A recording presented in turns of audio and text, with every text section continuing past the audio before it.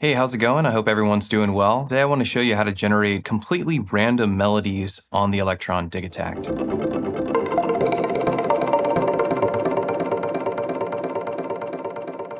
And this isn't random melodies in the way that I think a lot of people have been generating random melodies, which is just to fill the grid with note data and then set the probability to like a low percentage and just let it kind of randomly trigger those notes. This is actually going to be a random sequence every time and constantly random, constantly evolving, generating new notes. This is a great way to get a track started or to get just some ideas flowing. It's a little bit of a deep dive, and we are going to talk about one feature on the Digitakt that I think a lot of folks skip over. The sounds that we're going to use for our randomly generated melodies are all stuff that you can find factory in your Digitakt. We are going to use single cycle waveforms.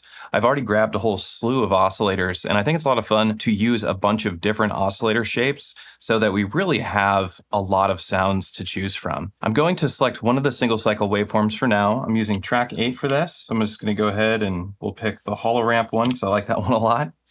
We have hollow ramp selected. I'm going to go to my source menu and make sure that play is set to forward looping so that it oscillates. And this is what it will sound like. I have a bunch of effects turned on. Let's turn those off so we can just hear it dry.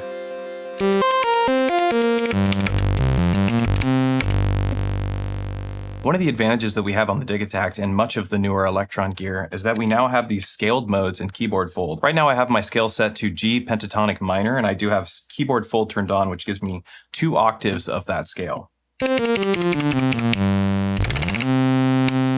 is going to be really great for what we're about to do next. Now that we have a sound selected, and we have our keyboard fold, and we have a scale selected, we can go record, stop, and there it is, step, record, jump.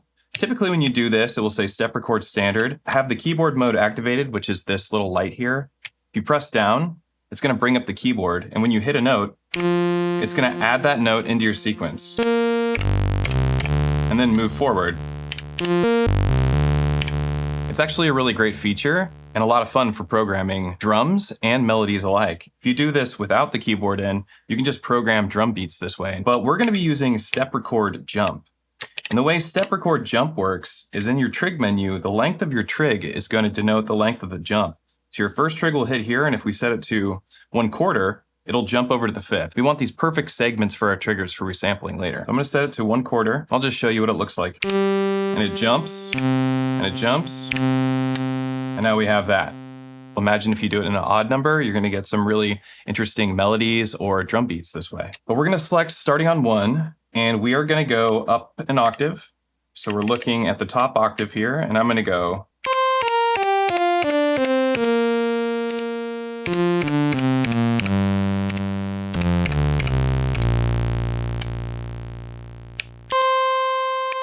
Cool. And now I've got the whole thing. It sounds like this. You can see that it's moving a lot slower. That's because I have set up my track scaling to be 128 steps long. So I have it at 64 steps, half scale with the master length at 128 steps. I wanted the notes to be more like quarter notes and have longer tails and take advantage of the 128 step sampling that you can do on the Digitakt, which is our next step. But before we get to sampling, let's change out a bunch of these oscillators so we have a new sound on all these steps. So I'm going to select a different oscillator. We'll take gentle, unfolded, and FM. We'll just go through and do this on a bunch of steps. And now it sounds like this.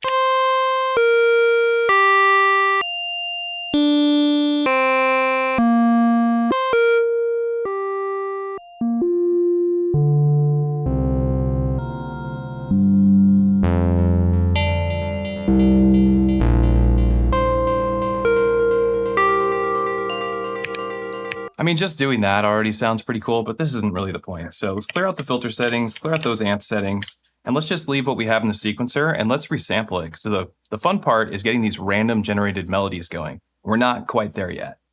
We're going to sample the track that we put all these oscillator triggers down on. So track 8. So I'm going to select track 8, and I have it set at 128 steps. That's with this E encoder. And then I'm going to hit yes and hit play. What's great is that all of these notes are in a scale, and once we start doing some adjustments and some layering, which is what we will end up doing, they're going to create chords that work in that scale. And G minor is a great scale for making electronic music with. Let's go ahead and save it. I'm going to put it on track 8, and then we're just going to delete these steps out. Now we're going to switch the machine over to the slice machines. You might already have figured out what we're doing next. We're going to modulate the slice position, but we're going to be modulating a bunch of notes in a scale. Hold function, hit source, go down to slice. We want 16 slices because that's how many notes that we put down on the grid. We could have put more notes down and had them in more random positions, but I think this works just fine, especially when we're layering things. And if you want longer notes, you kind of have to do it the way I'm showing you. It is still cycling, so let's just have it play once forward. What we're going to do is just put down these triggers the way we kind of had them before. Just for now, we can do whatever we want with the triggers. Like once you have it set up and we have the LFOs adjusted the right way, it doesn't really matter where the triggers go. You're actually going to want to play with the triggers. And if you hold function and use these arrow keys, you can move them around too. We want our slice position to be on 9 so that it's in the center of this. An LFO is only going to be able to modulate between these 16 spots. So we don't want too much depth. Otherwise, the LFO will hug one side or the other. So we have to keep it at a low depth because the fidelity is also very low, or the resolution of our sample slices. The more slices, the more randomness you would get. So if you want to do 64 slices and fill up the grid with 64 short little notes, you can actually get some really cool stuff adding reverb and delay to that. We're going to use LFO 1 to modulate the slice position of our slice grid. So here's LFO 1. Let's go slice select. I'm going to set it to a trig slice mode, random, and bring the BPM down. Let's just kind of see where we're at. Add some reverb and some delay.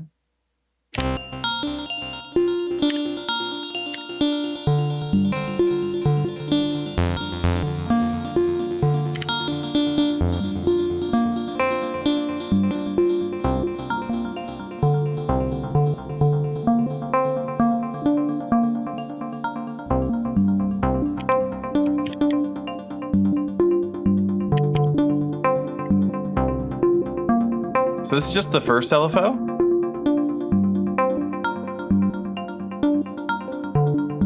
Might want to increase the depth. I can see it's kind of just hanging out in the middle here. So let's bring the depth up a little bit.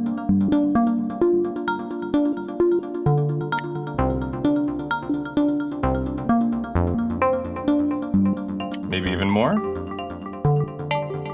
There we go. Now it's getting a little further out.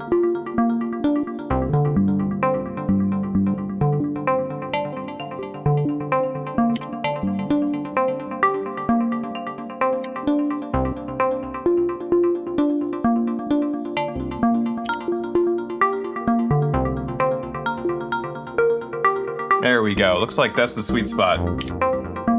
So these are the settings. If you want to copy these down, that will give you these results. Let's go to LFO 2 and modulate LFO 1. We could have it modulate the depth of this LFO. Let's bring this way down though.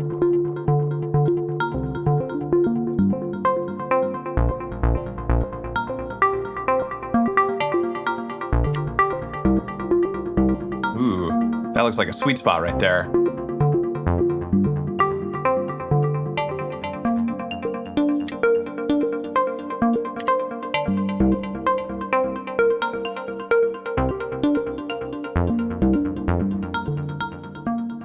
If you add more trigs, you get even more melody. Of course, this will be pretty chaotic sounding.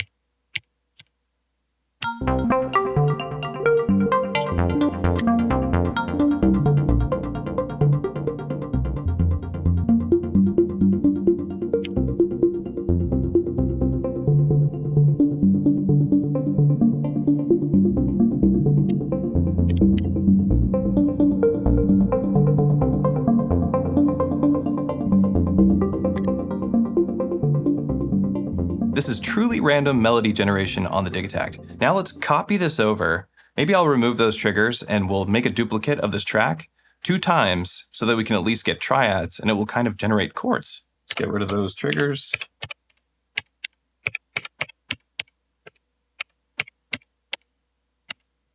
and copy this track, go over here, paste that track over here, copy that sound, go over here, paste that sound, and there we go. We might want to adjust maybe the LFO on this one, even though the LFO is doing its job, so we don't really need to mess with it. Random is random, so it should stack just fine.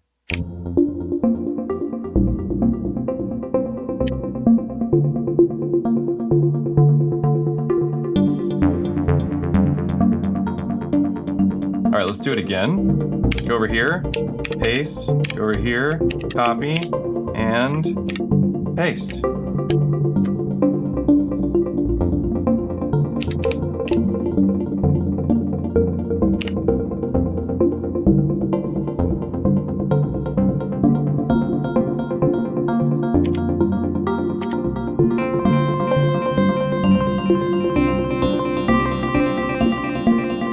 Let's change the speed at which the track plays.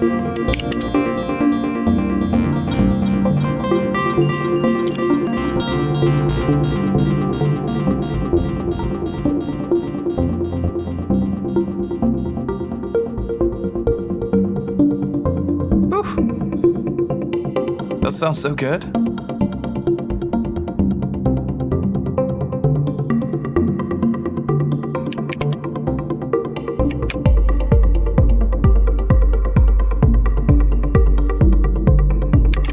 You can see where we could go with this. I love this. I think it's really cool. This is a great way to get a track started. Now let's go ahead and sample what we've made, the whole thing all together, even with the reverb and delay, despite it being summed down to mono. We'll just add some reverb and delay on top of it and it will sound really nice. Let's select the main outs and arm it and hit yes.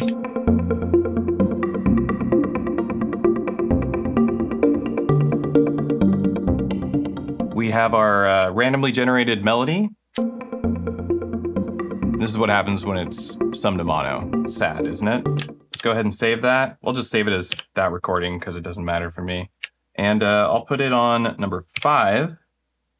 And let's get out of here. Let's mute these. Go to track 5, put a trigger down. Make sure this track is, well, let's take that trigger out first. Make sure this track is 64 steps and a half speed because this is a 128 step sample. Put this down, go into our trig mode, set it to 128 steps long, and let's add some reverb and delay.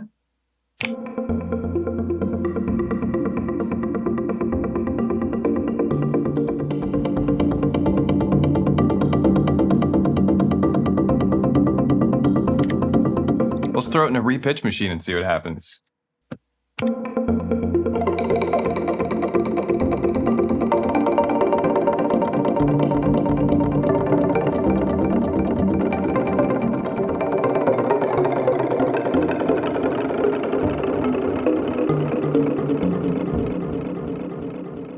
There's a lot of fun to be had there. What else? A werp machine? Let's have it loop.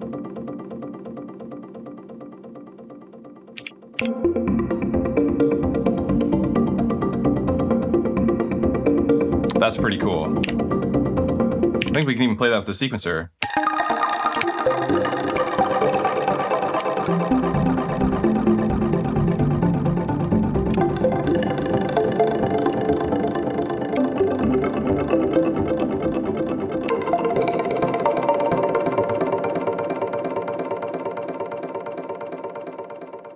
My name is Matthew, aka EZBOT. I hope you enjoyed this tutorial on how to generate random melodies on the Digitakt. If you'd like to support this channel, you can just leave a nice comment and a like. If you want to go a little further, you can join the Patreon. That's patreon.com/EZBOT. If you want to pick up my templates, Patreon or coffee.com/EZBOT. You can also look right down below. There's some merch for this channel that also supports the channel big time. I appreciate you. You're wonderful. Have a great day.